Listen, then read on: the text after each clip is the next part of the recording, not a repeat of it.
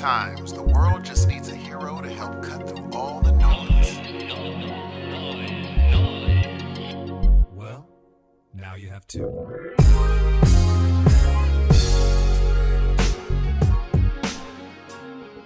Good morning, good evening, welcome back, ladies and gentlemen. After a week off because Steve had an attitude, this is your wonderful, trusty dusty host of the awesome Heroes of Noise podcast. My name is Steve. Hello, everyone. We're back. My name is Dan. Welcome to the Heroes of Noise, episode 15. Steve, why does it seem like we've been gone for a month? It was only a week, and it feels like we've been gone for a month. Dude, I feel good. I feel great. I feel good. I would do this every day. This is a podcast I would do every week, every single day, no less. I'd even wake up at 8 in the morning on Tuesdays and be happy about doing it. It's crazy. I'm going to hold you to that. I would do this one. Okay. This one, not the other one. This one. No, the other one's great. Fantastic. I'm just saying. Can you hear the squeaks? Can you hear the squeaks of the backpedaling going on right now? Squeak, squeak, No, I squeak. love it, G. I love it. But, I know they probably already heard the pregame. But how's your week been, man? What have you been up to? Man, just the same old shit. You know what? I'm not even going to go into that right now, guys, because if you want to hear how our week was, just go and listen to the pregame. It's pretty interesting. The first few minutes are pretty interesting, I think, because Steve and I had a heart-to-heart. So, Steve, let me just say, I didn't cap off the end of the conversation. Oh, okay. Yes. Let me just tell you, sir, that I love you, man, and I wouldn't want to do this show with anyone else. I know if you're just listening to this show and you haven't heard the other one, Dan sounds a little like, overzealous with his affection towards his co-host. However, I'm honored to do the show with you, bro. No matter if there's 2 people listening or 1,000 people listening or 10,000 people listening or no one. I am honored to do the show with you, man, and likewise. And let's not do that again, bro, because I got feelings. And don't try to act like you have feelings now that I know you don't. After what you just said off mic, you don't have feelings. Well, this will come to fruition, but I totally have feelings. I'm telling you, it almost got me. We'll get there. Gee, you don't. Anyway. I'm a Vulcan. I did not know that you did. I did not. Anyway. I'm sorry this upsets you so much. I mean, it shocks me. You seem like you're more in touch with yourself. I'll have you know, sir, that a few months back, I was crying at all kinds of shit, remember? Yeah, I thought that was you. It turned out it just was a phase. I think that was the holidays and missing my dad, to be honest with you, but no, I don't know. Oh, that makes sense. But that totally what makes we're sense. talking about is something that will come up later on, and I'm telling you, I'm on the verge, dude. I'm on the verge. It's going to happen. But there is one thing that we didn't say in the previous episode, and that is how to get in contact with our awesome selves. This is true. Shall I? Shall I do this before we carry on with this wonderful show? Please. All right, hit it. Ladies and gentlemen, welcome to the Heroes of Noise podcast. My name is Dan, and I'm here to tell you something, a thing or two, if you will. If you want to get in contact with the show, you can hit us up at heroesofnoisepodcast@gmail.com. We've got Instagram, we've got Facebook, we've got all that shit. And the way to get it all in the one-stop shop that I've been saying is www.heroesofnoise.com. Ladies and gentlemen, that is www.heroesofnoise.com. We pay for that shit, and it's wonderful. Over there, you can do PayPal donations, hint, hint. You can leave 5-star reviews, hint, hint. And you can also go to different links and you can subscribe to wherever the hell you want. iTunes, Stitcher, Google Play, iHeartRadio, all of it. All right there for you. Hit us up at heroesofnoise.com, ladies and gentlemen. We're there for you, but will you be there for us? Thank you very much. Steve. Ladies and gentlemen, I know what you've been asking. You shot out of a cannon. Asking. Oh, yeah. Here's what you've been asking. What has Dan been watching? Because here's what I'll tell you. Steve ain't been watching nothing, really. Nothing big. But Dan, on the other hand, let me tell you something. Dan has finally caught up on something that is important, A. B, shows he has no feelings. And C, the rest of the world is already watching. Go on. I'll tell you, Steve. I will tell you what's going on. So, folks, it's going to sound a little bit different, I assume, only because we had so much heart-to-heart on the last one. You want all that other shit? Go to that one for that, okay? But we're gonna. The pregame was dope. I liked it. It was long. It went long, and there was feelings that were happening there, man. But we're gonna make this all about the show, all about the pop culture, if you will. So I'll get to what I'm watching. I'll get to what you're talking about. But I'm gonna start the opposite end of the spectrum. I'm going to work my way to the feels. What do you mean the feels? You don't have dude. any There's feels there. feels. No, there's not. I have felt this week. You Steve. felt like, oh, this is interesting. No, you man. didn't feel the show though. Okay, I'm very curious to find out when exactly you shed a tear. Every episode, almost. Every episode. Come on. Almost. Okay, not every episode. Okay, but well, definitely the one that you just glossed over. Like, oh yeah, that did happen. I'll Dude, get to what it, is man. happening? I will get to it. Oh, yeah, I've seen a lot of shit, Steve. War changes a man. I've never been in it, but I'm sure that it would. I believe it. I'm sure that it would. I'll tell you what I've been watching this week, man. I think you watched this too, so I'm hoping that we can have some back and forth on this here. First up is the Cloverfield Paradox. Did not watch that. Right after the Super Bowl, literally right after the Super Bowl, I tuned in with most of you guys out there that have seen it. I would suppose it was right then, and I checked out some Cloverfield Paradox. I actually liked it. Now, I know you had already told me earlier this week that I might be the only person, if you're going by what Twitter's saying, I might be the only person that enjoyed this. I don't find that to be true at all. I think this is a pretty solid movie. I'm not entirely sure that it needed to have the Cloverfield label attached to it. You know what I mean? Because quite honestly, and I'm sure you're aware of this, it wasn't originally titled the Cloverfield Paradox. It was actually... I did not know that. Yeah, it was actually titled The God Particle. Oh, I remember reading about that. Right, yeah. So this was just going to be a standalone movie, and I'm guessing that Netflix got involved with this, contacted Mr. Abrams and said, hey, listen, you want to do a little joint here and figure this out and, make a little scratch? And that's exactly what they did. At least I think that's what they did. They went and they slapped the Cloverfield title on it. They basically turned a movie called The God Particle into the Cloverfield Paradox. That's interesting, dude. I think that this is going to be happening a lot now. I think that it totally has to do with the fact that there's a lot of movies that are like on the island of misfit films. And Netflix is just like, come one, come all, children. And That's true. And they're taking these movies that, may never have seen the light of day. For instance, Before I Wake is a perfect example. Oh, yeah. And that was just a movie that just lost its publisher, I guess. It just wasn't going to happen. And Netflix was like, I'll take that, thank you very much. Slapped a Netflix logo on it, and it was actually a pretty damn good movie. They were talking about this movie like it was going to be coming out at some point relatively soon. But, I'm actually at work. We were watching the Super Bowl. Excuse me, we were listening to the Super Bowl at work because you don't watch while you're working. You know what I'm saying? No, never that. Proper, no. prim and proper. Yeah, exactly. And I'm not even, it wasn't even at work. I was lying to you. It was when, where? Come on now. So yeah, we were sitting there listening to the Super Bowl while we were doing our work, of course, Steve. And next thing you know, the commercial comes on. It's like, oh yeah, by the way, this is Cloverfield Paradox, and it will be out right after the Super Bowl. So I tuned into that. And I think I was hoping that you would have watched this one because I'm curious to see what you think about it. You've showed me some of the movies that you've liked that I think this one's actually better than. I'm not saying you have bad taste in movies. I'm just saying that this movie, some of the ones that you've turned me on to, I think this movie's even better than that. I think it was a solid cast. The script was good. It was kind of funny. And I'm kind of a sucker for movies that like, let's see. Like I love Aliens, where you have like a team that's stranded and they're trying to, fight against something. Or what else is a good one? Like The Abyss would be another one, even though that wasn't quite that was a great movie. It wasn't really fighting against anything, but it's just that dealing with a certain situation. What's another one that's like that? Help me out, Steve. There's so many movies that are like that are all great. I love this one, and I thought it was freaky as hell. Event Horizon. Do you remember Event Horizon? Oh, that was a good freaking movie, dude. Dude, that was some spooky crap going on in that doggone movie. People do not talk about how creepy that freaking movie was, dude. I think that one deserves a rewatch. Remember when like those barbed wires were around that dude's face?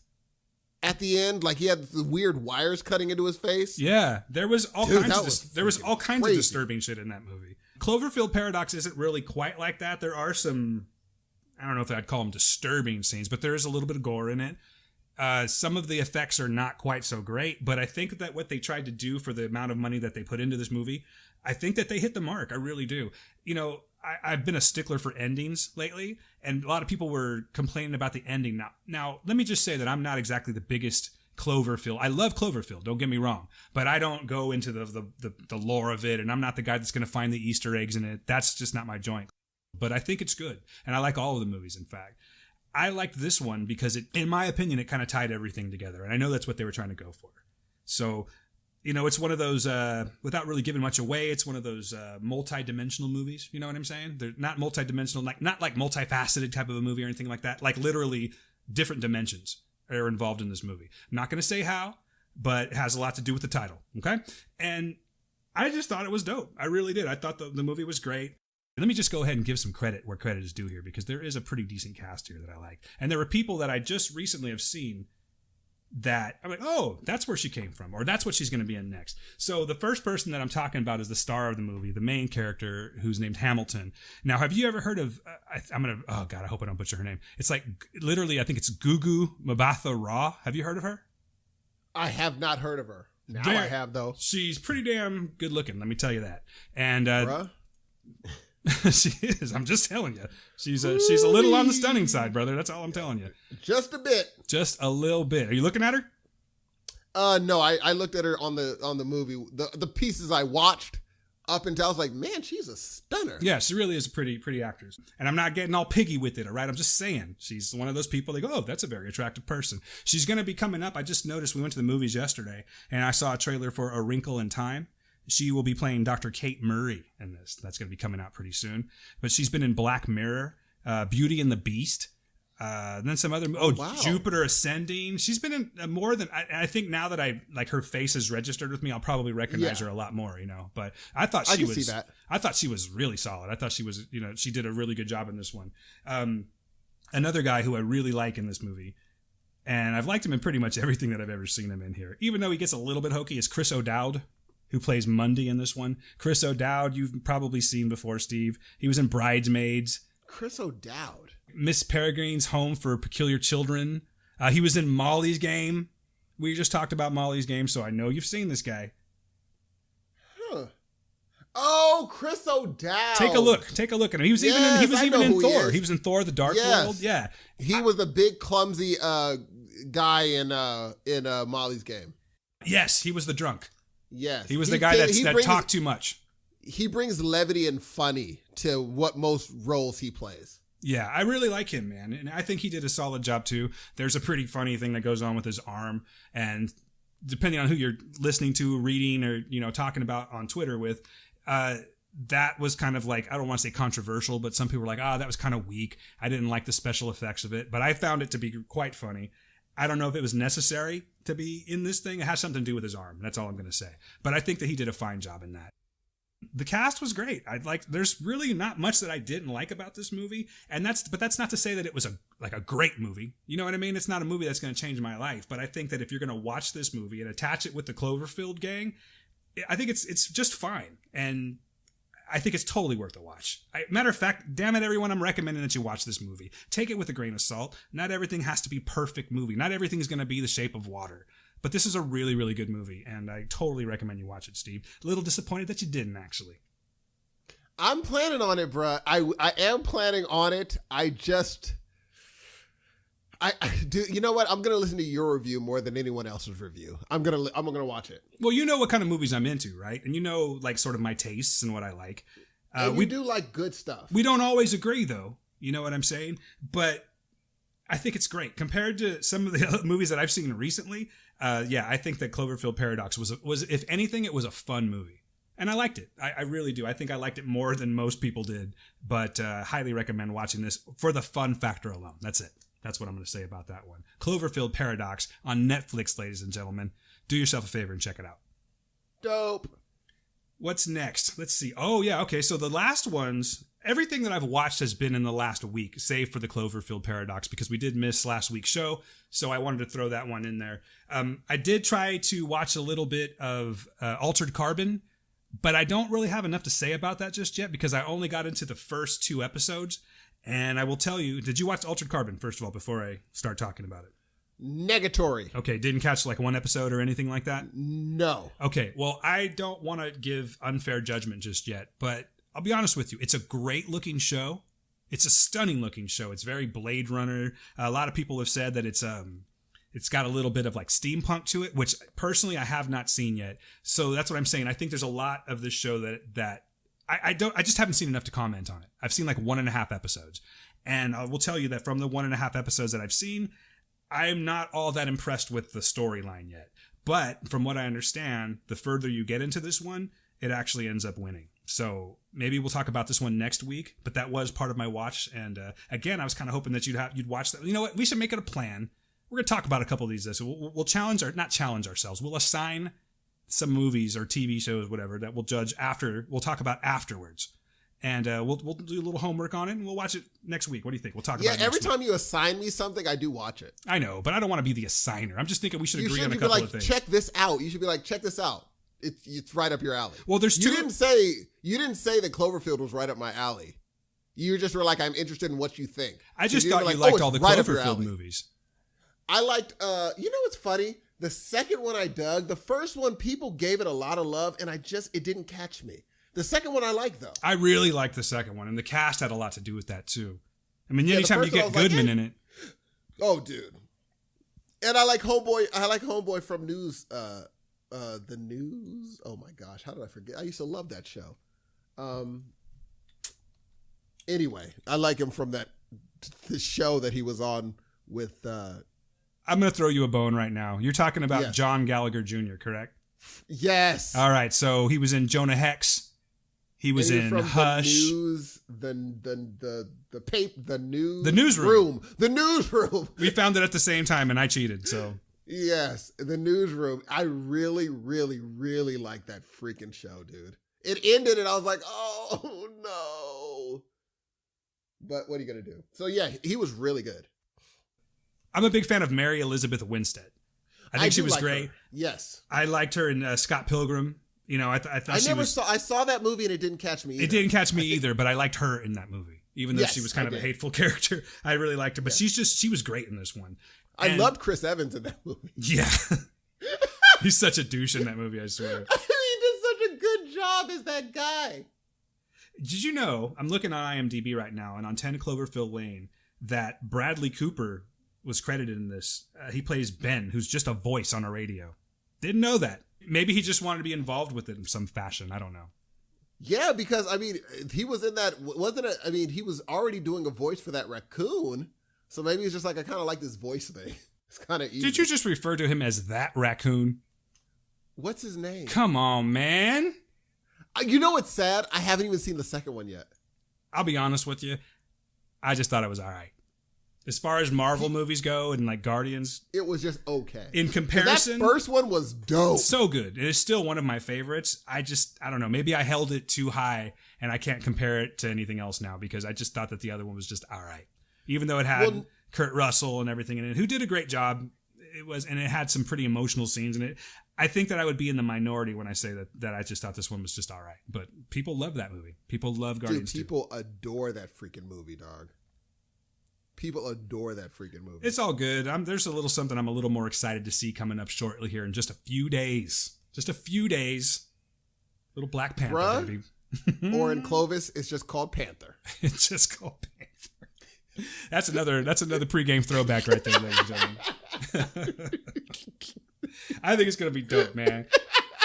And yeah, here's what it's not. They have 1050 showing on Friday night, but you know what I might do? I might do a trickaroo. What's that? I might go Friday morning. You are seeing it next weekend for sure, right? Yes. Don't you think it might be empty on Friday morning? Possibly. I think that I don't know, man. This one seems to be like a really, really anticipated movie, and they've been pre-selling tickets for quite a while now. So anything's possible. People called off, like literally said, I'm not going to work. Then again, a lot of people work in the afternoons. So yeah, never mind. I think it just depends on the fandom. I mean, I know that I've personally taken days off to go see a movie on its first day. So it's very possible. Black Panther's going to be so good.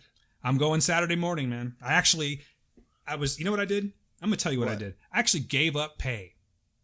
Gave up pay so I could go to see Black Panther on Saturday. That's a big sacrifice, G. It's all right. That's a heck of a thing. That's okay. I'll make it up in another fashion. But you see, I sell cocaine, everyone. So no, I'm just kidding. Cocaine. Yeah, like cocaine. I sell the yayo. So it's all good. It's all good, mijo. But no, I'm gonna check it out because I really kind of have this idea. Again, I should probably be talking to you this stuff like off mic. I kind of want to dedicate a show to Black Panther, man. Totally, dude. I did that. I think it's only fair. I mean, like, this movie, I have no idea if it's going to be good, but from everything that I'm reading and hearing, it's gonna be one of the best Marvel movies that I've heard. You know, and that's, I probably shouldn't put it on a pedestal without seeing it yet, but this is everything that I've heard. So, you know, I did a show about when you were absent that time, but I did a show about The Last Jedi. I totally think that we should do one about Black Panther, man. There's a lot of hype, a lot of excitement, and I got a feeling just from the trailers, which you haven't even seen, this is going to be a fucking amazing movie, man. It's just going to be amazing. I think that, here's the thing. If it's even, okay, for me, I'm going to be totally biased. If I get there, Black Panther comes on the screen, Black Panther beats someone up, and then the credits roll, I'm going to be like, that movie was awesome. It doesn't really matter then, huh? If you get 10 minutes of Black Panther, you're good to go? I'm straight. Now, I think it's going to be more of a listen. I'm eager to hear what you think about it.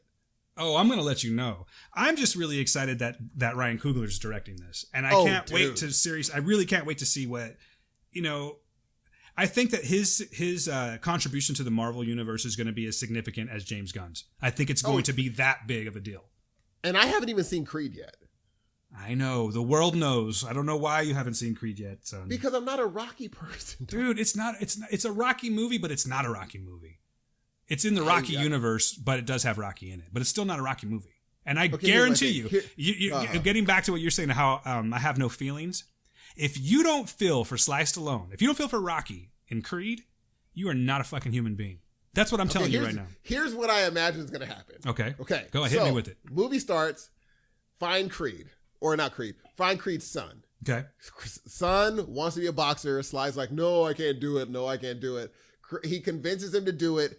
They get into some argument, and they're like, hey, I can't train you anymore. Something happens, and so they have a falling out. But then they come back together. Then he gets into the boxing ring, and he wins the boxing match just as Rocky dies. That is what I think the movie's going to be. And you would be wrong. What? You would be wrong, but you were getting there. You were getting there, though. I'll tell you that much. I mean, that is yes. Yeah, because at the end of the day, yes, you are right. There is definitely a Rocky formula there, but no, that's not how the movie goes. I think that you're going to be really impressed with this movie, and I think you're going to be even more impressed with Michael B. Jordan's performance. I think that you should watch. You know what? Star. You know what? I think. Yeah. I challenge you. You need to watch Creed this week. Prior to seeing Black? Yes. What? Yes, absolutely. Because then you're going to appreciate Michael B. Jordan even more. You're going to be like, damn, I just saw that performance and now this? Come on. Yeah, dude. Like him and Chadwick Boseman are taking over every magazine cover. I tried to do your voice. I tried to make my high voice and it just cracked. I couldn't even do it. I tried to do the Steve. I can't do it, man. It's fucking Fresno air.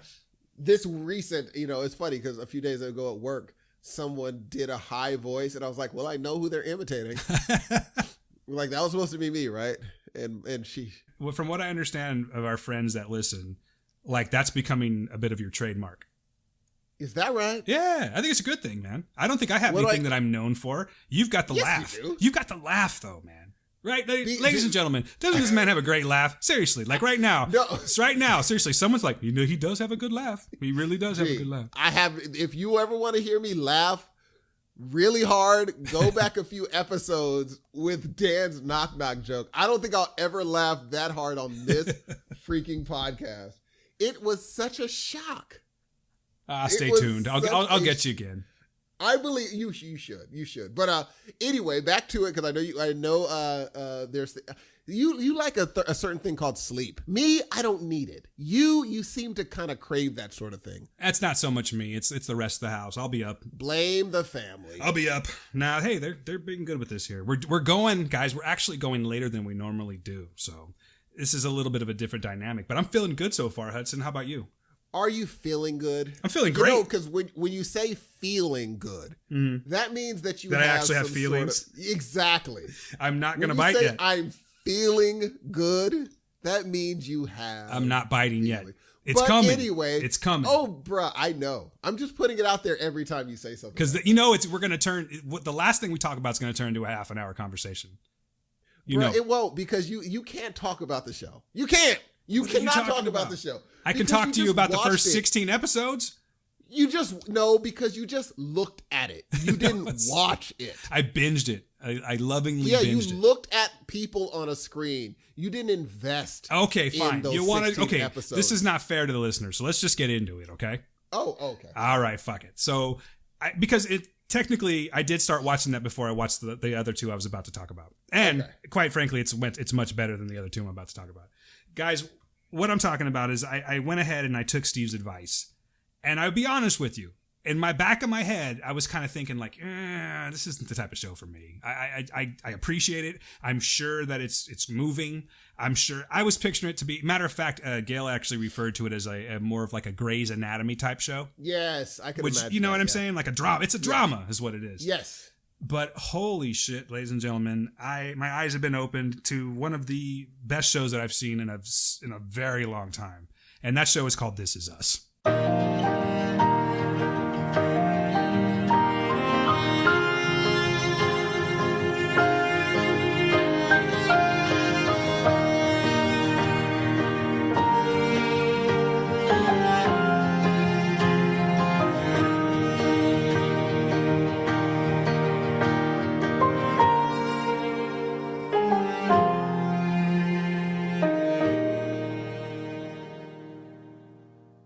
I don't even know where to begin with how good this show is. So freaking from the first episode, the switcheroo they do, and I won't ruin it for y'all who haven't seen it. Yeah, don't, because I'm glad you did. You didn't do that for me too, and I'm really glad you did. That switcheroo, dude. But it sets the pace. That switcheroo that Steve's talking about sets the pace for the whole series, actually. Yes, totally. And it's just an adorable story of a family that was a family against all odds.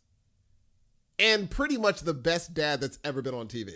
Milo Ventimiglia makes me feel like I'm doing such a shitty Same job with me. as a father. Me, dude. I mean, I am not that good. I'm not as patient as he is. None of that stuff, dude. How was he that wise, like, from jump? Exactly. He was good from jump. He was good from jump. You know who is really great on that show? And I am going to actually cheat because I don't know all the actors' names yet, but I've seen this dude in everything. Maybe you can help me out so I don't actually have to cheat. Who is the doctor? Oh, the dude. I don't know his name. I've seen him in a million I found movies. him. His name is Gerald McRaney. He plays Dr. Nathan, I believe it's like did such a Krakowski good or something job. like that. Yes, Dr. K, yes. as he's called on the show.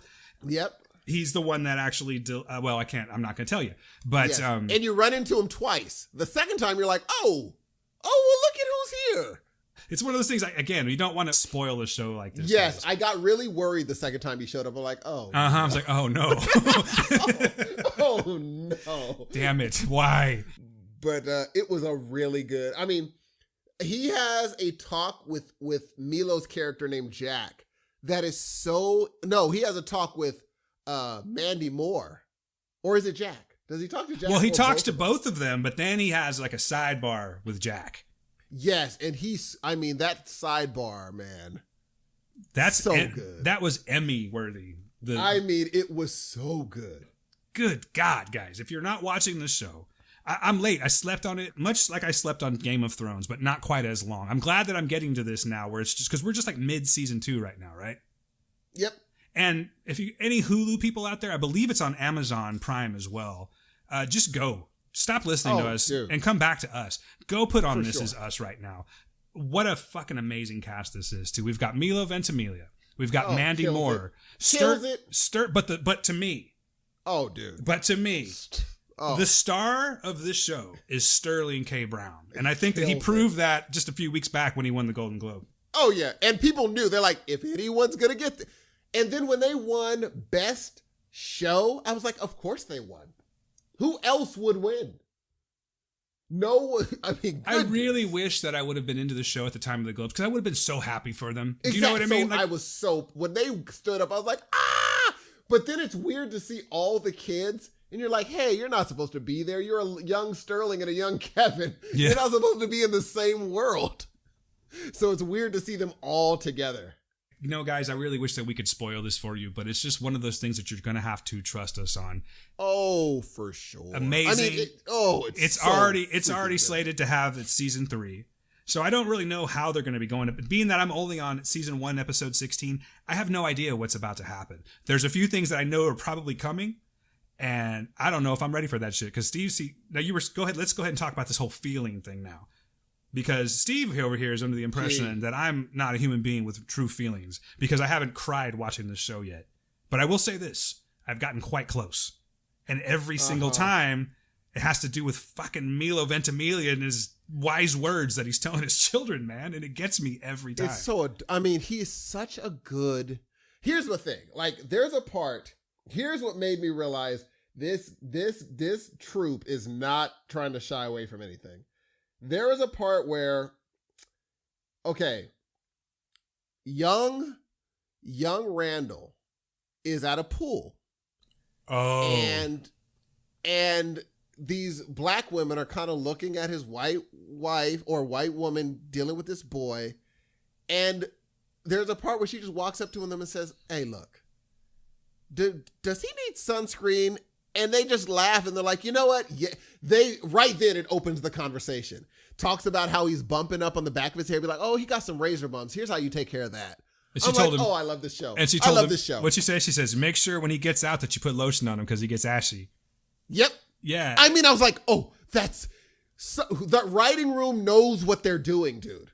They're like, look, this would really happen.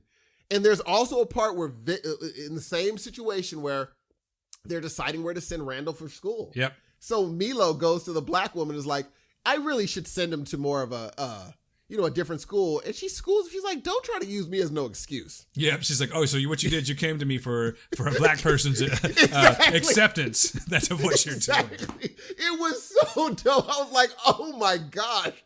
I thought they were going to go that normal route. And they're like, no. She's like, you send him, don't try to make me a scapegoat for you. It was just so good. And even now we're teetering on spoilers. You know what I mean? That's the thing. True. We're so teetering that. And it's like, guys, I would love to just sit. I would love for Steve and I to sit and break this one down. Like, dude, honestly, if we had the time, I would totally, even though it's too late, I would have totally been down with doing like a This Is Us podcast. I would. Oh, I'm serious. I totally would because I think that the story is that good. Each and every episode is really a moving piece of film. It's great. And I don't normally say that about TV shows. No. And Chrissy Metz is doing a great job too.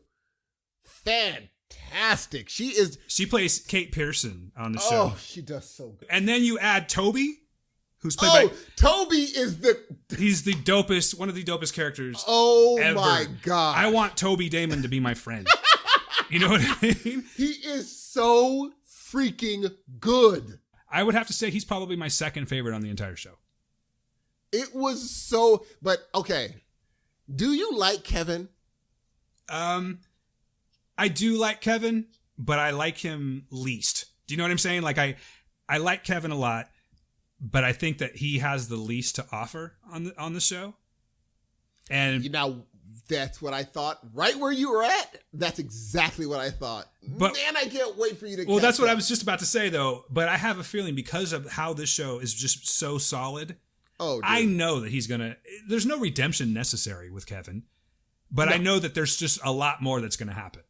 And I cannot wait to see. Yes, he's always had, you could tell, he's always been the kid that looks good, gets what he wants. He had the easy life. Even though... His dad did not treat him that way.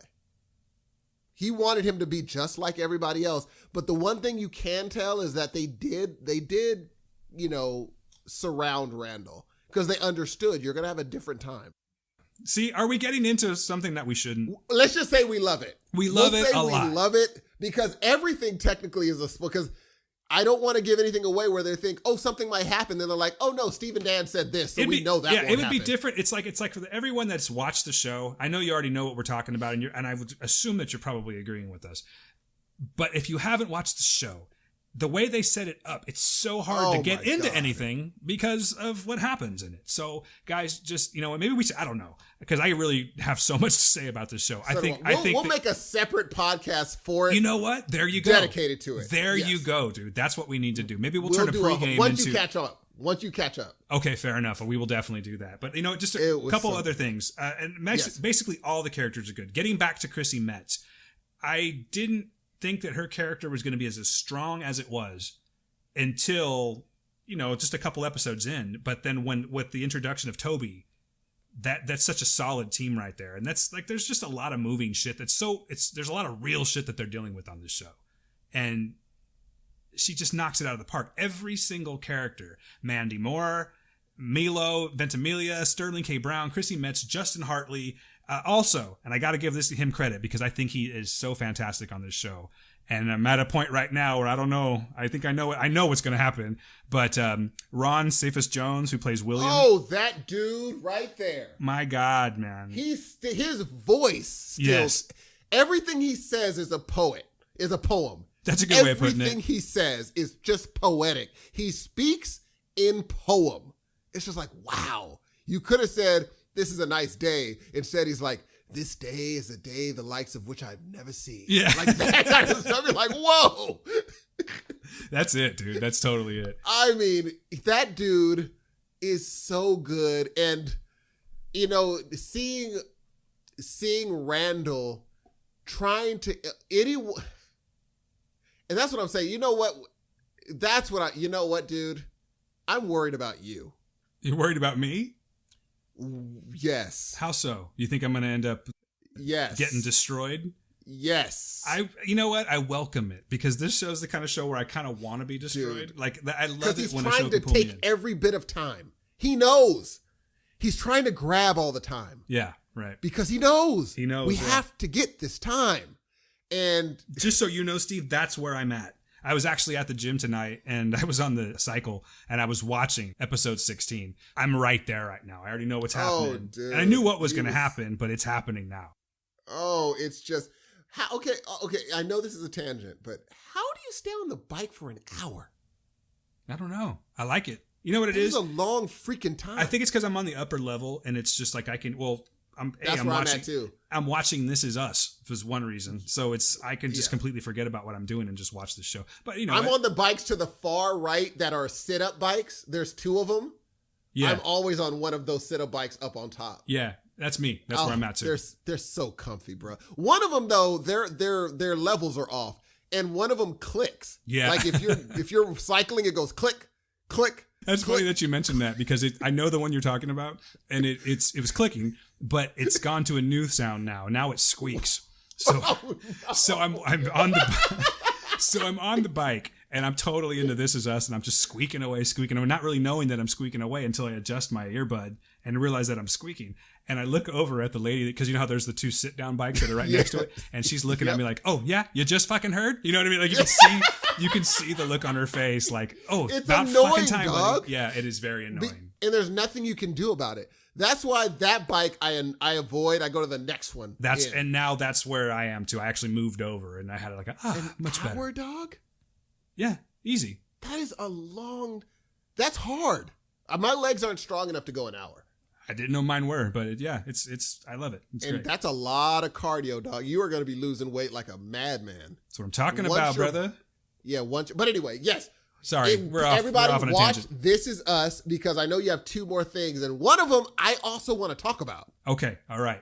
But yes, if I could say anything, if you watch one thing this week, guys, watch This Is Us. Oh. You will thank us later. I don't know why I didn't listen to Steve sooner, and I don't know why I don't know why I didn't give the show a chance, but I'm so glad I did. It is absolutely my favorite show right now on television. So good. So there good. We are. This Is Us. All right. So yesterday, Gail and I went to the movies, and we went and checked out Winchester.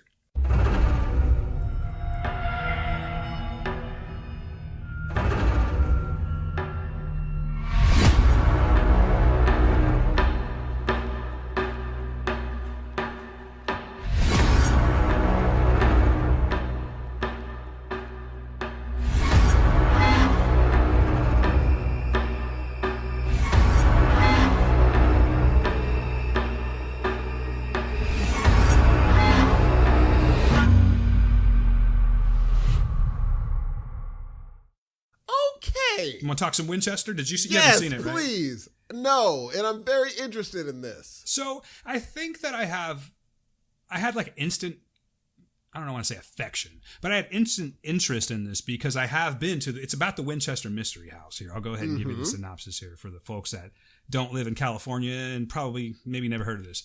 Helen Mirren plays Sarah Winchester. Sarah Winchester was the heir to the Winchester rifle fortune. Her husband passed away, and from what I understand about this, because the movie's not exactly based on truth, but it's based on, how'd they put it? Based on actual, oh God, how did they write it? They did it very smart. It wasn't like based on facts. Basically what they're saying is they took the story of the Winchester Mystery House and made a horror movie is what it is. And it's not even so much a horror movie as it is like a psychological thriller, even though that there's some ghosts and shit involved with it. But from what I understand, Sarah Winchester was eccentric to say the least, but she was really into like the supernatural. She was into mediums and things like that. And she had the strongest belief that she could talk to the dead. And more specifically, she could talk to the dead of the people that were killed by the Winchester rifle. Okay. So this could be as far back as the first rifle ever made up until that point, which I believe is in like the early 1900s. So what she did was she sought help with a medium who told her that, by channeling these ghosts and these spirits, they would kind of tell her how to work this out. And she started building this house. And I'm sure a lot of people have heard of the Winchester Mystery House. It's in San Jose, California. I've been there. It's pretty cool. It's supposed to be one of the most haunted houses in America. I don't know. If you're into that kind of thing. I didn't find anything really haunting about it, but it was really, really interesting to be in there. Have you ever been there, Steve? I have not. And it's funny because I've actually always wanted to visit, only because I think the most creepy part of this house is it's real. Yeah. There are stairs that go nowhere. There are doors that open up. Yeah, no, there are doors that open up to just a wall, That's crazy. But from what the story tells, like I actually obviously have the story, the movie in my head more than the actual story of Sarah Winchester. But her beliefs were is that if she built these rooms, she had visions and she would build this room and it would be like the exact room where someone died. So there's a garden room where someone dies. It's kind of heavily into the story, by the way. And then there's just different rooms that wherever this has happened throughout the span of the Winchester, she would see these rooms when she'd kind of go into this trance. She would draw the rooms out, and she had people working around the clock 24/7. Yes. Building rooms. They would tear them down. And the idea was that she would build a room and she would house the spirit that was in that room. She would actually seal the room up by putting 13 nails into this piece of wood that was barring the door. That was the magic number that would keep them at bay and keep them trapped.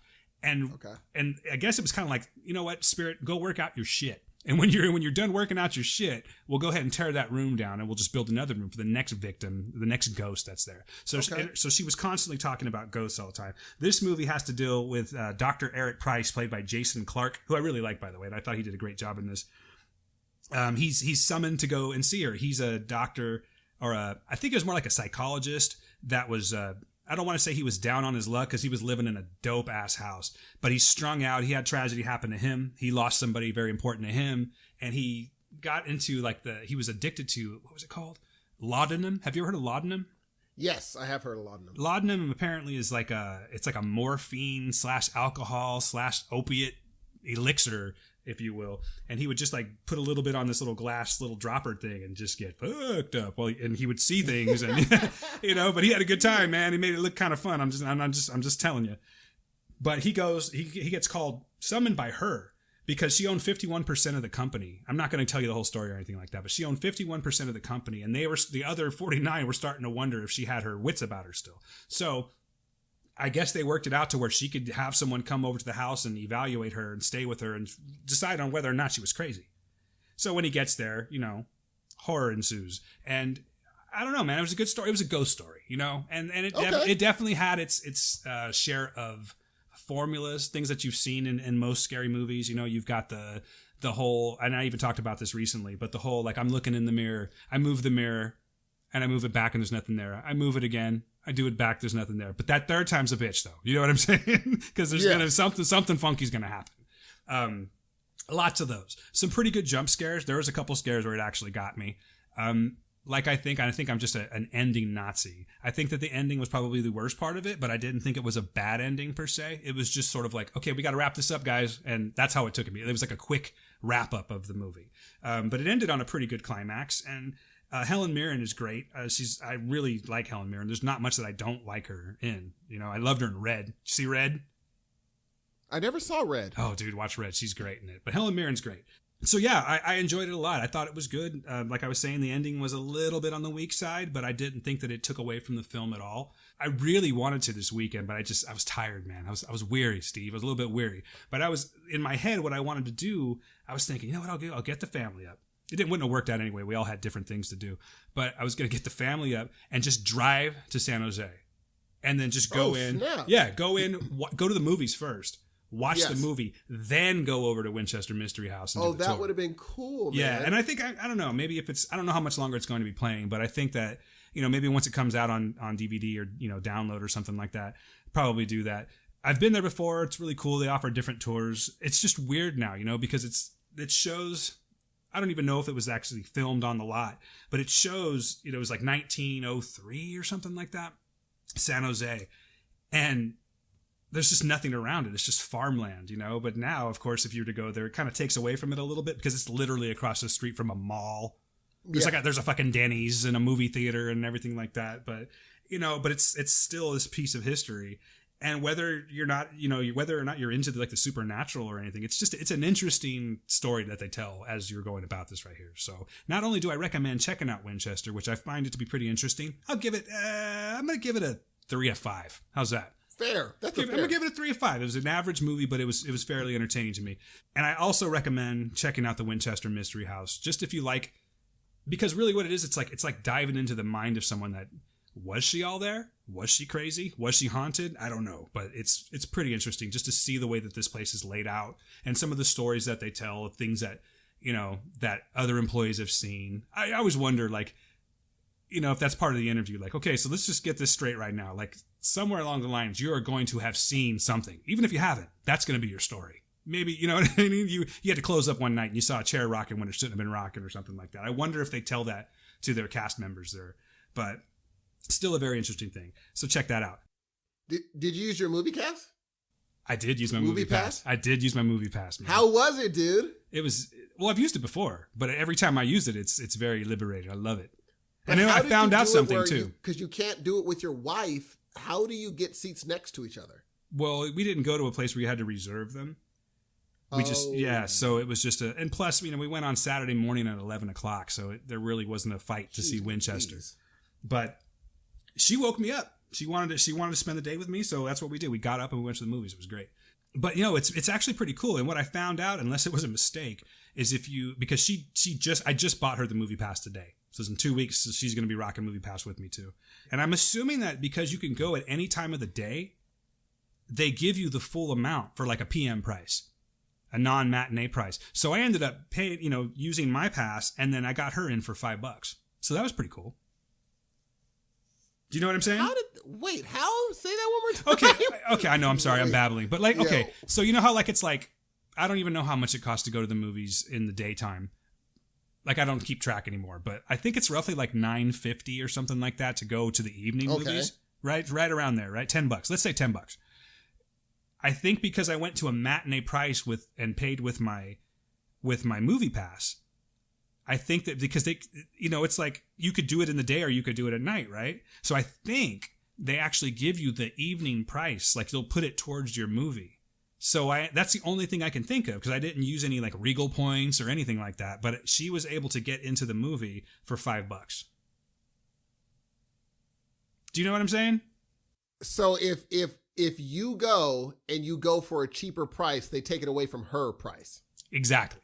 Oh, that's pretty cool, dude. I didn't know they did that. If you go to a matinee, then the person that goes with you that doesn't have the movie pass gets the discount. That is really... Now, how are you guys going to do it when you have the movie pass and you're wanting to go and have a seat next to each other? I don't know, but apparently it gets worked out. I know because they offer the different movie theaters that have that. I think what you have to do is probably check in and then just go up and pick your seats. Okay, that makes sense. Because that's what I did. When I checked in, they're they turned their little screen around and said, these are the seats that are available. Exactly. So you check in. And we could just both check in and then walk up there and go bleep, bleep. And then we have our seats. That's how I think it's going to work. Dude, movie pass is dope. So yeah, another free plug. Go get a movie pass. You'll love it. But the last one that I watched this week was Netflix The Ritual. So good. I liked that movie, man. I thought it was great. I have a feeling that I'm just guessing because when I've talked to you about it off mic, I think you may have liked it a little bit more. But I'm not saying that I didn't like the movie at all. I thought it was actually very, very cool, very original. And if you're able to like picture yourself in that type of a situation, like that would just be the scariest thing ever, dude. Dude. Because I do not fuck around with like the occult or not because I'm afraid of it. Like I think there's supernatural powers out there. I'm afraid of the crazy bastards that are believing this stuff. Exactly. You know, in this case, it's a real deal thing, but of course it's a scary movie. But man, what does the synopsis say on the IMDb? It says a group of college friends reunite for a trip to the forest, but encounter a menacing presence in the woods that's stalking them. That is totally perfect. They don't ruin it. No. Because at first, when I'm watching it, I'm thinking, because it starts off randomly. Like, I'm like, what the it's a pretty brutal beginning. Yeah, I'm like, geez Louise, man, what am I watching? That liquor store scene, they weren't playing around. Oh my God, dude. I thought it was going to take another turn where dude is going to do some sort of Jason Bourne stuff, but it didn't turn out that way. So. I don't know. Would you do the same thing?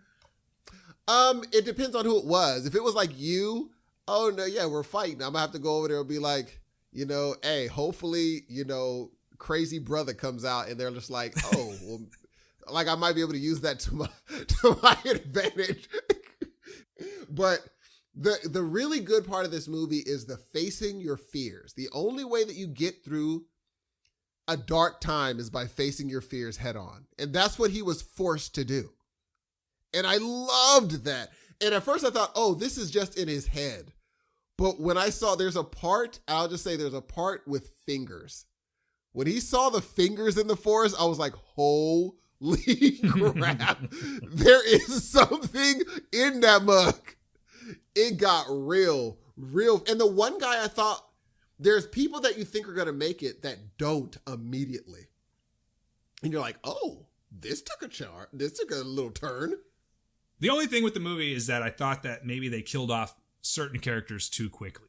You're saying that there went certain ways that you weren't expecting it to go. Yes. But I was just disappointed that certain people left a little too early and you got stuck with other ones. You know what I mean? True. But the main character, who is Luke, played by a guy named Rafe Spall, I've never heard of him before. Neither I thought he did a fantastic job. He did an amazing. He was us in the situation. He's doing things, and the thing is, even when he's being brave, he's doing it reluctantly. Yeah. Just like we would. He's like, why am I doing this? As he runs toward things, he's like, why am I doing? But there's something that's pushing him to be brave. There's something in his past that is just like, I can't be that guy anymore. That's what it was, wasn't it? That's what I was going to ask you. I think it was just like, he felt like if I bitch up this time. Yes. And this is a way bigger thing too. Just barely. Two extremes, but both super terrible. Yes. I think I'd rather, which one would you rather have, bro? I would rather have the forest situation, because the forest situation, it's a mystery how I'm going to do this thing. In the liquor store, I know what those folks is capable of. I know what this is going to look like. You know what I'm saying? When he got pipes and a gun, I know what that looks like. The forest, I'm like, okay, maybe I can use my wits, but wits don't work with dummies. They just see one thing. Whereas if I'm going against something else that might be an easier person, to be like, let's match wit for wit, I have a better shot. I don't know, man. There was something about, as you are, and I know why you're saying it that way, but the forest, like the design of a certain thing, it's creepy. Like my brain was trying to gather what it was looking at. Right, me too. I see one appendage that matches, but then there's other appendage. You're kind of like, wait, are these two things? You're like kind of wondering. And the way the forest created this lumbering feel, you're like, oh my, but man, there's a part where it's going less than slow that made me be like, oh my God, it could dip. When a certain aspect of the forest gets vertical, woo! Oh, dude, I'm like, I'm out. That's it. I'll take the liquor store. I don't care. And I wasn't that close to him. Dude. And I think I liked the fact that this forest can use your brain against you. What do you do? When something can do that, and while you're paying attention to one thing, it starts wreaking havoc in other places, what do you do? I'm going to have to ask you about a few things off mic that I was a little puzzled on. I'm not saying that the movie was so difficult to follow that I just couldn't get it.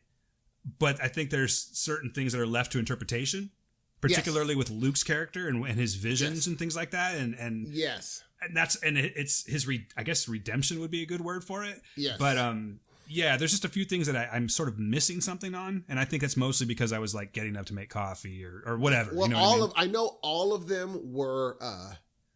We all know all of them were.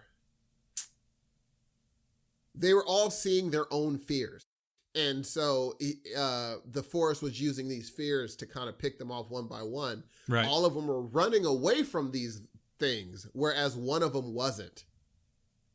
He would go forward trying to figure out what was happening. Everybody else was running away from it. So as long as you're running away from it, that thing could just get you.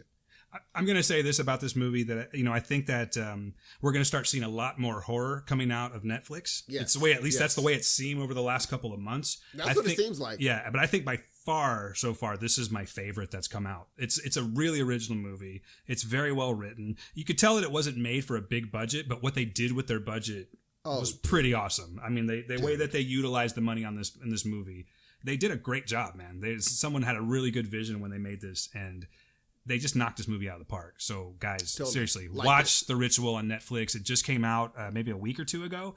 I just discovered it this morning, and I had to watch it, and I'm so glad I did. So, very happy with my picks this week. Steve, dope. What you got? I ain't got nothing, bruh. You talked about everything that I wanted to talk about. The only thing we have now is two more things. Because I know that you got a few pieces of news you wanted to talk about. Okay, yeah, sure. I do have a couple other things before we hit it. The Han Solo movie, man. Solo, a Star Wars story. The trailer dropped the same time that Super Bowl was out. And I'm pretty pumped for this movie, man. I really am. Have you seen the trailer for it? I have not. I've seen pieces of it, but I know that this is right up your alley. I think that the movie is going to be fun for sure. I think it's going to definitely feel like a Star Wars movie. And I'm really looking forward to seeing the adventures of a young Han Solo and a young Lando Calrissian and just everything that happened prior to, episode 4. The only thing is I'm a little concerned about Alden Ehrenreich's performance. If you watch the trailer, and I recommend that you do, I know you're not a big Star Wars guy, dude, but you at least know how Han Solo talks and his mannerisms and all of that. Oh, yes. I got his gist. Yeah, I got the gist. You got the gist. That's a good way of putting it. Well, I haven't seen a good, solid performance yet. They've only given us a few little pieces on the trailer. Alden doesn't say very much in the trailer at all. But when he does, and they're showing him saying it, I'm not feeling Han Solo yet. And maybe that's intentional. Maybe they're saving all the best, for when the movie starts. It's literally the only worry that I have about this movie is, will he be able to pull off Han Solo? And I think I would probably feel that way even if it was, who's the guy that I think that they should have had to do it? Anthony Ingruber. If you guys probably know that name, he's got YouTube videos of him doing, like an imitation of Han Solo. And not only does he sound and his affect is totally Solo, he fucking looks like Harrison Ford. In fact, he does. And in fact, he played Harrison Ford in a movie called Age of Adeline. He plays with Harrison Ford in it, and he played the younger version of him, and he does a great job, But I just don't know why they didn't pick him. It seems like the obvious choice to me, but maybe they tried, and maybe he couldn't pull it off for a whole movie. I'm not exactly sure what it is. So that was already kind of stacked against Alden Ehrenreich.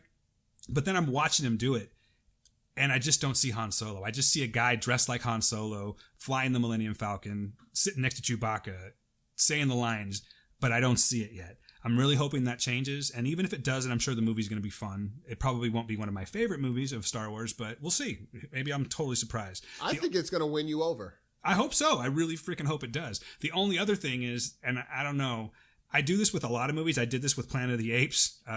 There's just certain times that Woody Harrelson kind of like pulls me out of it a little bit because he's in this movie as well. Yeah, and he does play. He plays a guy. It. Yeah, he plays a guy that like recruits Han. He says in the he's like, hey kid, I got this team I'm putting together. You want to be a part of it?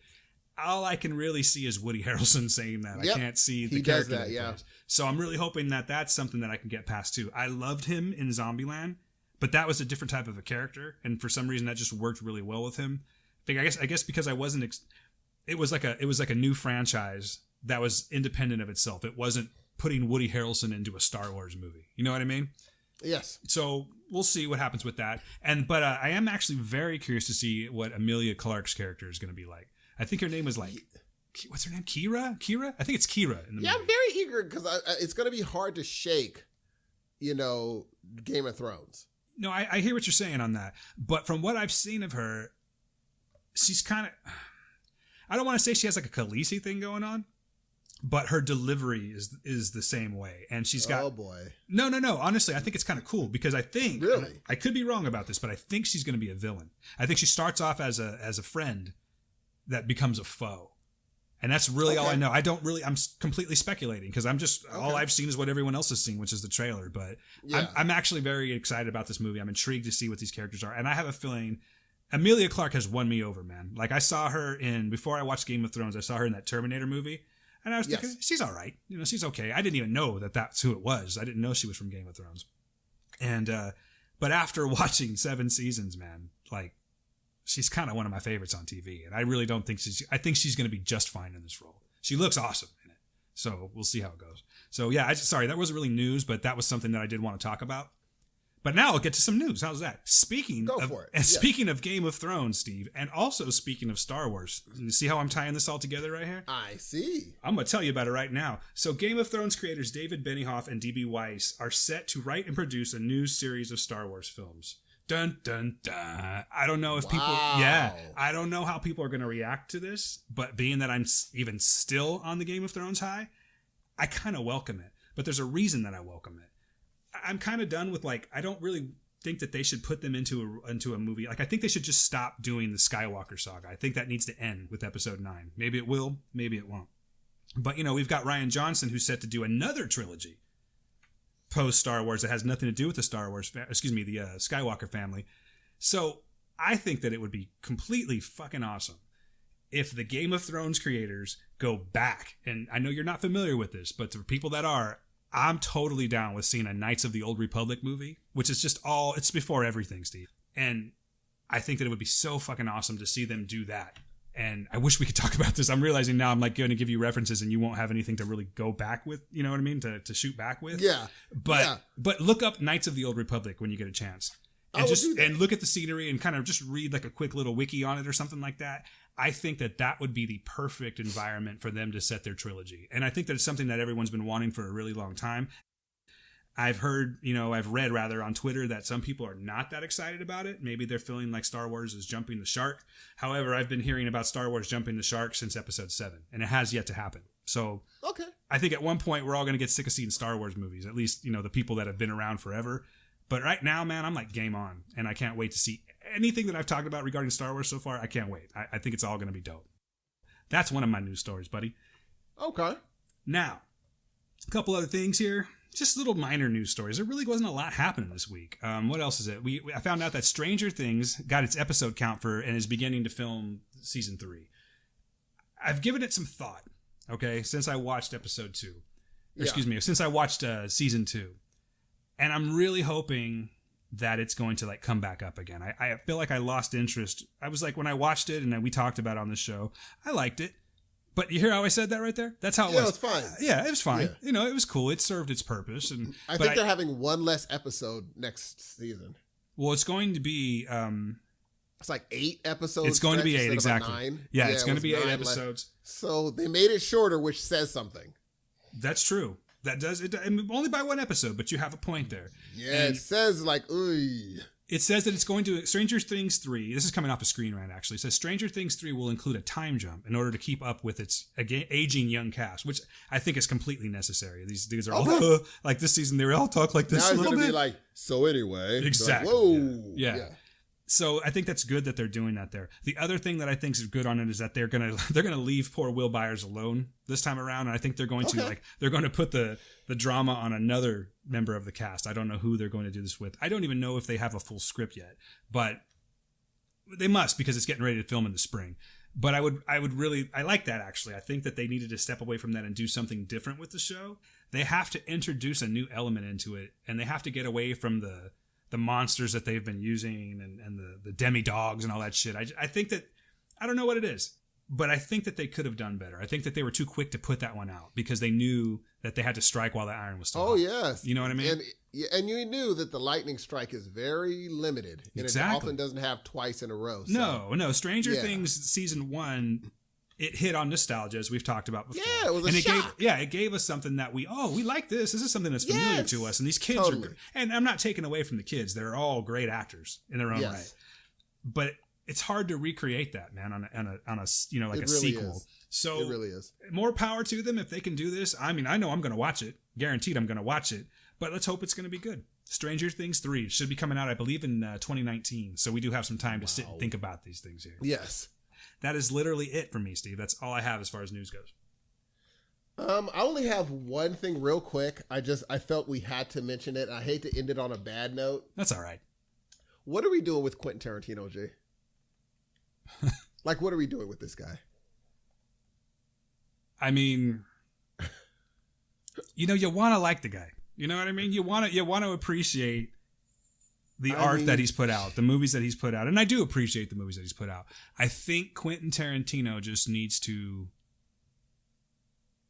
Well, he needs to shut up. You know what I mean? He needs to stop talking. And do you think he's on the outs with Uma? Did you read that? Let me check. Let's listen to this. Jay. I know that she mentioned him. So, Thurman was filming a scene in which Beatrix Kiddo, aka the bride, is en route to finally confront the eponymous Bill. Okay, this is, So, she had been warned by a teamster that the car, a manual that had been converted to an automatic, was unsafe, but Tarantino demanded that she drive it herself. Okay. So, Thurman quote says, "He was furious because I cost them a lot of time, but I was scared. He said, I promise you the car is fine. Mm-hmm. It's a straight piece of road. He persuaded her to do it and instructed, hit 40 miles an hour or your hair won't blow right and I'll make you do it again. But that was a death box that I was in. The seat wasn't screwed down properly. It was a sand road and it was not a straight road." So it said she got into a crash. She immediately lost control of the vehicle and slammed into a tree. She said, "The steering wheel was in my belly and my legs were jammed under me. I felt the searing pain and thought, oh my God, I'm never going to walk again. When I came back from the hospital in a neck brace with my knees damaged and a large, massive egg on my head and a concussion, I wanted to see the car and I was very upset. Quentin and I had an enormous fight and I accused him of trying to kill me. And he was very angry at that. I guess understandably because he didn't feel like he tried to kill me. Now, she says Tarantino was happy to assist in certain scenes in which her character Beatrix was assaulted. It was Tarantino who spit on Thurman in the scene where Michael Madsen spits on her. And it was Tarantino again who like it was his out. Sorry, I didn't mean to interrupt you. He just decided that I'm going to be the one that spits on her? Yes. That's fucking weird. And he choked her out with a chain in the scene where she's choked out with Team Assassin Goga. Oh, you gotta, No, I'm just kidding. Choked her out. That's wild, man. That's almost like he's living a fantasy with her. Because I know he was all into like her feet and shit. Like he was. Yeah, dude. He was. I know that at one point he called her his muse. He had a hang up with her for sure. And weren't they seeing each other for a little while? I don't know. Like recently, but I know. I think it's a situation now that we have to. I mean, we know Quentin's a douche. We know that. Yeah, but he objectified her. Yes. For the purposes of getting off, it seems like. Yeah, and when you have stunt people saying she shouldn't be in this car, this is not a good idea. And he's like, "Oh, screw it. What are you gonna? Come on, hurry up and do it." And he's a very imposing person. And she did it and then crashed just like everybody said she would. Seems to me like he gets off on putting her in peril. Yes. Like that's and like I a real wouldn't be thing, surprised if it's not just her. The only reason that I'm kind of focusing on that is you're telling me an Uma story, but yeah. I just know that, like I said, he was really, really into her as far as calling her his muse. And I know he had I know he's a big feet guy, but he had a big thing with her feet for some reason. I remember reading that. So he was fetishy about her. I wonder if this is going to knock him and Harvey Weinstein for the first time confirmed all these stories. He's like, look over there, look over there. Don't look at me. Yes. Look over there. Yeah. Well, dude. Can't say I blame Harvey, but I'm still not defending Harvey. You know what I mean? Now, he didn't co-sign, like, he says that a lot of stuff happened. He didn't necessarily individually co-sign the Quentin thing. Right. But Quentin hasn't said anything about this. He won't deny it. I don't know. Sometimes silence speaks volumes, though, right? So what is especially when you're someone like Quentin Tarantino that never shuts up? Yes. Silence speaks volumes. Do you think this is going to have the Weinstein effect? Yeah, to some degree. I mean, I don't think it's going to be the effect. I mean, you're dealing with two different types of thing. Yeah. Very true. Two very different types of things. So yes. I don't think it's going to get to that level, but I will say that I'm willing to bet it all that it's going to affect his movie, like his ticket sales on the upcoming movie. Yes. For sure. I wouldn't be surprised if places like Disney are just like, you know what? No, we're not going to mess with this guy. Well, isn't that kind of why I don't know if that's why, but he was obviously shopping himself. Oh yeah, to anywhere that wasn't Disney, and no Miramax involvement or anything like that. So I think that the damage is already done. It's just a matter of what comes out next on whether it's going to get worse or not. But I 100% think it's going to affect his ticket sales, especially right now. We shall see. We shall see, and that's the end of our news segment. That's the end of our. But it brings us back before we leave, ladies and gentlemen. Hold on to your seats. In celebration of Black History Month, Dan is a cultured individual. He's a person that I believe has a lot of culture. He has a good circle of friends. I've got some. Yes, you have a good spread, is what they say. And so I decided, in honor of Black History Month, that we're going to play a game that takes us to the country of How Black is Dan? Oh, is that what we're going to call this segment? Yes. So what it is where I, your host, ask Dan and our loyal listeners a series of questions just to see how black you may be. I don't know why I feel like I'm going to do miserably right now. You're not, dude. And you kind of got a few of the questions, so hopefully you did some studying. I didn't. So we have 3 sections, 3 things. Oh, Lord. Number 1 is TV. Okay. 2 is music. Yep.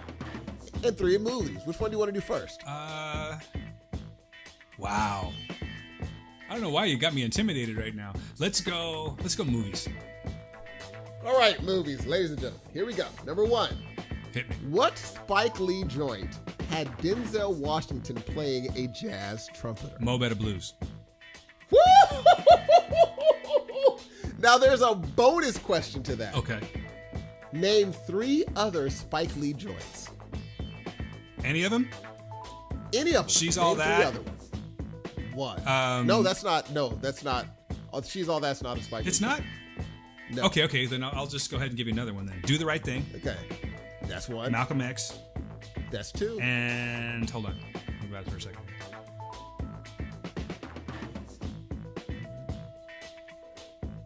Oh man, it's on the fucking tip of my tongue. I know more Spike Lee movies, dude. White Man Can't Jump? No? Oh shit. Why do I feel I'm seeing basketball, but I think that's Do the Right Thing that I'm seeing in my head. No, you're really actually seeing a basketball movie he did. Oh god, what is it? I'll even give you He Got Game. He Got Game. There we go, ladies and gentlemen. You just nailed a number 1 and a bonus. Kinda nailed. I got him. No, that's killing. Technically, like if right. this was a real game, you would have already counted me out because I did have 2. No, but the question you got right off the jump. Well, thank you. Thank you very much. Okay, ladies and gentlemen. So Dan's knocking it out of the park. So right now I'm outside the cookout still, though, right? I'm looking in. Killing, dude. People noticing me. Hey, look at this Dan. 3. Can't come in yet. Though. Oh, no. Number 2. Who directed Boys in the Hood? John Singleton. Gee, come on, dog. Come on, Dan. Did I get it? Yes, you did. Thank you very much. Great movie. I still love that movie. All right. 3. What movie that many call a must-watch in black cinema, directed by Robert Townsend, tells the story of a rise and fall of an R&B singing group? Oh my god. You know this movie. Damn it! I want to say it's the one I'm thinking of. I know it's not it. Because I'm just going to say it, even I'm not saying this is my answer, but yes, something like Uptown Saturday Night comes into my head, but it's not Uptown Saturday Night. It's no, that's an old movie from this.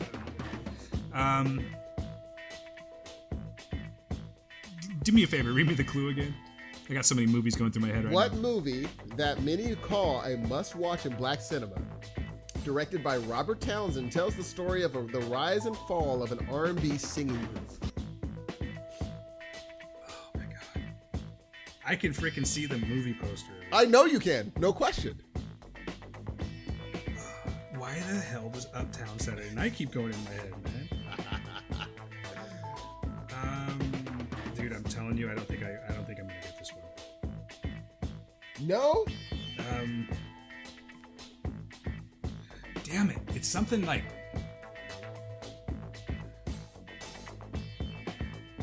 something Hollywood, something. You give up?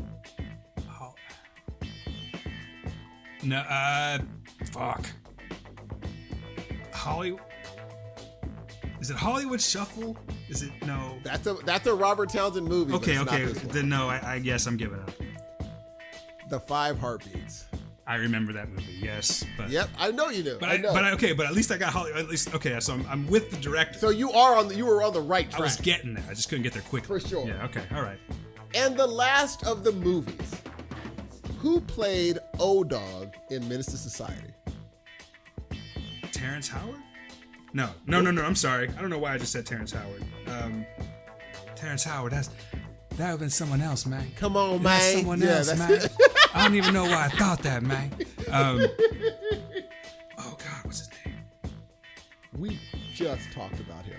I know. I'm blanking, man. You catch me off guard right now.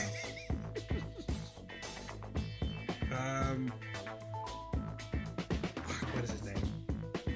It's not Terrence. Is there a T in the name? Oh, yes. There is, huh? And it's Yes.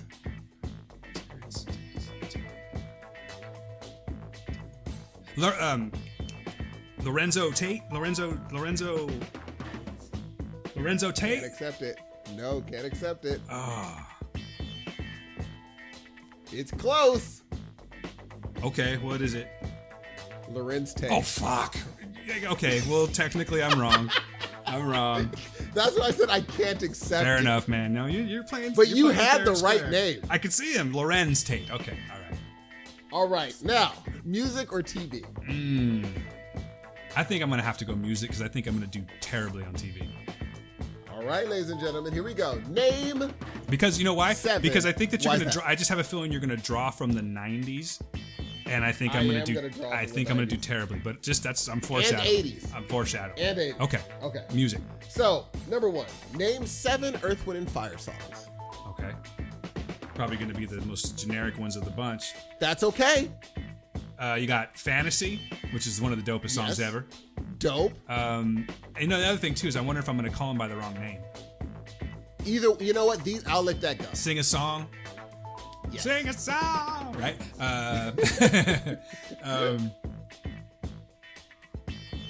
Oh God, I can sing every one of them to you. I'm trying to remember the titles now.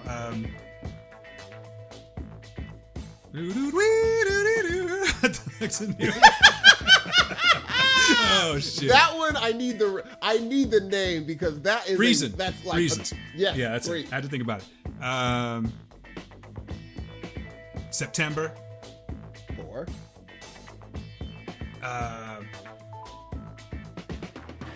Did they do Boogie Wonderland? Yes. Okay, that's 5. 5. How many am I supposed to name? 7. Oh shit. In the Stone Yes. 6. and I'm just going through them right now here. In my head, you know what it is. I'm trying to do this to where it's not boring the people with silence. It's okay because they're either throwing something at the radio or they're running through their brains too. Fuck. I don't even remember my choices now. In the Stone was a good pool. Oh shit. Oh, I know. Go. That's the Way of the World. That's it, brother. 7. Yeah. Nicely done. So you got look, dude. My son's probably killing it. disappointed in me right now because that boy knows Earth, Do Wind, you and think Fire. you think he can name 7? Oh, like he would have been done minutes ago. You think so? Oh, I know so. Positive. If he was here, I'd call him in right now, but he's not here. He can just rattle them off. Easily. Okay. All right. Here's another. Number 2. Name 5 Jackson 5 songs. We kind of gave you I kind of gave this to you before, so you should rattle them off, Dan. ABC. 1. You know what the thing is? I don't even understand why that was hard to me, because I've been singing these damn songs forever. For your life. Dancing Machine. That is a Jackson. That's a Jackson song. Can we go to the judges? Yeah, let's go to the judges. Let's see if Dancing Machine is a Jackson song. What do we think? Dancing Machine. That's Jackson. The Jackson 5. That's 2. That's technically it. I got it? Yes. Okay, now, so then what you're saying is that I can't do the Jacksons then? It has to be the Jackson. No, you have to do Jackson 5. Yes. Okay. I'll be there. 3. Okay, so what do I got? I got ABC. ABC, Dancing Machine, I'll Be There. I Want You Back. 4. Oh, it's the dopest song ever too. Hold on, I can hear it. It's got that groove. Never Can Say Goodbye. There we go. 5, ladies and gentlemen. Come on now. Go, G. You're 2 for 2. Thank you very much. You're 2 for 2. Number It's kind of 3. hard though, man, because I don't know. It's like the stuff I You're never on the think spot. about. That's why. All right, now this one's gonna be this is where it gets a little bit tricky. Okay. What incredible soul singer penned the soundtrack to Shaft? Isaac Hayes? No. No. To Shaft? Wait a minute. You might be I right. think it's Isaac Hayes, bro. I think it's Isaac Hayes. So this should be Is Dan Blacker Than Steve? This is the game should be called. No, I'm just playing. You're totally right. I'm sitting here. I don't know why. Like it was either going to be because when you told me I was wrong, I immediately thought Curtis I'm Mayfield. sorry. Yeah, no. It's Isaac Hayes. Thank you. You got 3 for 3. Thank you very much. I'm looking at the wrong answer. Because I was right when you said Shaft. I was like wrong. I was like, no, that's right. I think You were just waiting for me to be wrong. 3 for 3. I'm surprising myself right now. Now here's where it gets really crazy. Okay. Okay, G. All right, like I think you can pull this off if you just think. I feel like right now I'm invited to the cookout, but only if I bring some potato salad. Totally. Okay. All right. Name 3 '90s era Oh shit. R&B groups. Okay, I think I could do Just this. 3. I think I could do this. Just I think you really can, dude. Blackstreet. That's 1.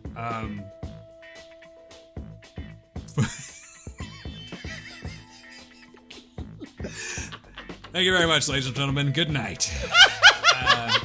Let me see. Boys to Men, 2. and I'll just cheat and go BBD. Oh, G. That's not cheating. Yeah, but That's not cheating. But I also attached it to Boys to Men. I could have said ABC, BBD. That's what I should You have know, said. you could. That's what I should have said. You could have went Jodeci. I would have accepted Jodeci. Oh, Jodeci. I know Jodeci. I would have accepted Jodeci. We go way back. now, We go way back to me and those That's, guys. that is 4 for 4. The 5th one is the one I threw in there as a curveball to you. Okay. What famous R&B songstress was looking for real love in 1992? Real love. Is it Jody Watley? No.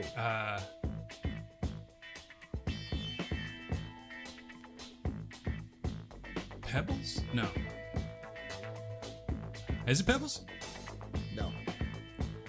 Don't. Oh, I know the song. I think you're gonna get me, dude. I'm throwing in the towel. I don't know. You are. Oh, you're gonna hit yourself. Mary J. Blige. Really? Yes. I am kind of hating myself right now, but that's Yes, okay. because I was like, oh, he knows who it is. I just wasn't into. I just did not listen to R&B in the '90s. Dude. Totally get it. This is it. This is your last chance. The cookout gates are cracked open, being like, he looks familiar. Here we go. No one offered me any food yet, though. No one yet. Name 3 characters. No, I'll say 2. Okay. Give me 2 characters other than Martin, and I'm not gonna even make it hard. On Martin's show. Oh shit. 2 characters. Other than Martin. Gina and Perfect. Shanae. Other than Martin. Oh, sorry. Martin played Sinead. Sorry.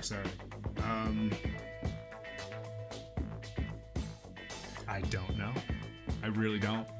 The only reason I gotta be honest with you, the reason I know Gina is because I used to go, "Damn, Gina," all the time. But But I would have accepted Pam, Cole, or Tommy. Oh, I don't remember any of them. You knew Tommy. I don't. And Cole. And Pam. I don't really. I remember Pam's name, but I don't remember. There you go. I didn't watch a lot more. Name one actress who played. Oh, you said you can't do this one. I did? Name one actress who played on Living Single. Yeah, I can't do that one. I couldn't tell you. I would have accepted Queen Latifah, Kim Fields. All right, that's okay. Yeah. We're on our way. Number 3. No knowledge of that. What were the names of the 2 popular Wayans brothers in the cast of In Living Color? Damon and Marlon? No, Damon's right. Damon and Marlon Wayans. The main guy is the created. Created oh my God, I could see him with his mustache.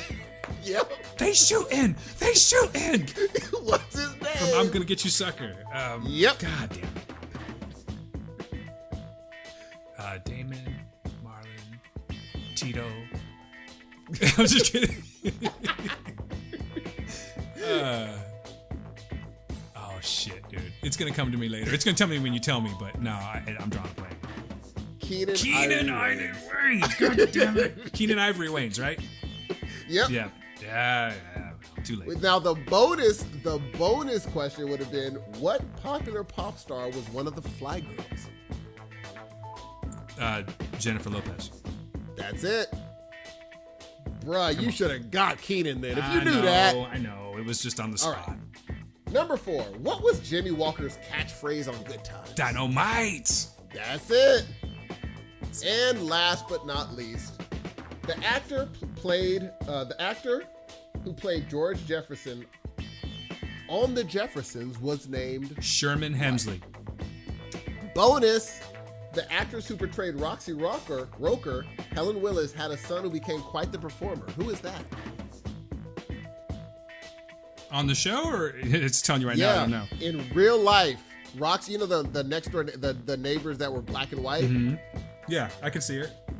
Her real son is quite the rocker now. Who is that? Was it Lenny Kravitz? That's it. Oh yeah, okay. I don't know why I know that, but yeah, I do. So now, bruh, so do I have a plate in my hand right now? No, you have a plate, bruh. I got a plate. You have a. Dude, you did give this man a round of applause. You did a really good job. I don't know how I pulled that off, but thank you very much. I mean, did you do better than you thought you were going to do? Oh, totally better. Totally That better. is crazy. And I think, honestly, with enough time, except for, say, I don't even remember the name of the show now. Living Single, was it? Yeah. Yeah, I would know nothing about that. But I think Keenan, if you would have sat with Keenan for like 3 minutes, it would like, there it is. I know what the. No, I'm being honest. Not like making excuses. I gave up for the sake of time. I guess I could have edited it, but that would be cheating too. You know what I'm saying? As soon as you heard the K, you started filling in the rest of it. Yeah, that's it. I mean, dude, and then you got everything else, dude. You got I'm shocked you got the 90s era R&B. I knew that it would take you. I thought it was going to take you a while, but you got it quickly. So I'm at the cookout, but I really can't ask the DJ to play a song yet, right? Like it's got to come later. I mean, dude, if you're there, you're doing the electric slide. Oh shit! Or you're trying to. Probably trying to and failing miserably, I'm sure. Well, that's it, ladies and gentlemen. Dan, kind of proud of myself. Right now. I don't want you to tell them how to get a hold of me this week.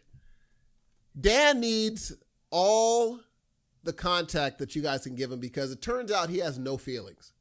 So if you guys can send him some sort of love or support or something, because the dude feels nothing. I really nothing. Don't. I don't. He watches This Is Us and just says, I'm telling you, dude, it's like right there. I can feel the welling up a little bit, but then it just goes right back in again. I don't know what's wrong with me. All right. Well, we can't. The thing is, we can't wait to see you next week. And we already gave you our contact info. You already know how to get in contact. www.heroesofnoise.com, ladies and gentlemen. Leave a 5-star review. Leave us a little donation for PayPal. Check us out on Facebook, Instagram, Twitter, all of it. www.heroesofnoise.com. That's it for me, man. Ladies and gentlemen, until the wonderful next week that we come into your ear holes, I've been your host, Steve. And I have been Dan. Ladies and gentlemen, it has been a pleasure playing a game with you. I'm in the cookout now, guys. I don't mean to brag, but I am at the cookout with a plate. So, there, all right? And I think I just got kicked out of the cookout because I said that. So how do you like them apples? I'm sorry. Hi, I'm on the outside of the cookout again, ladies and gentlemen. But I'll get back in eventually. Thank you very much for listening to Heroes of Noise. Peace.